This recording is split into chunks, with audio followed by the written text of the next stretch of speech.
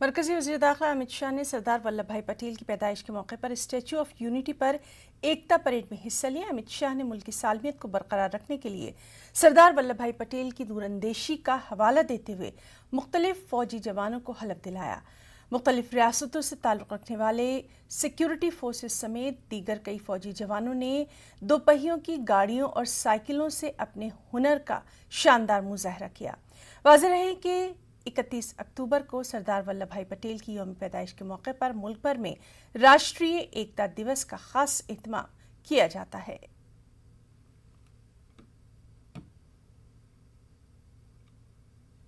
हमारे देश के प्रथम गृह मंत्री और लौह पुरुष सरदार वल्लभ भाई पटेल के जन्मदिन को राष्ट्रीय एकता दिन के रूप में मनाने की आज हम इसको आगे बढ़ा रहे हैं। परंतु आज इस राष्ट्रीय एकता दिन का एक अलग महत्व भी है, क्योंकि ये राष्ट्रीय एकता दिन आजादी के अमृत महोत्सव का दिन है। आजादी के अमृत महोत्सव में पड़ने वाला ये राष्ट्रीय एकता दिन हम सब के लिए विशेष महत्व रखता है, क्योंकि सरदार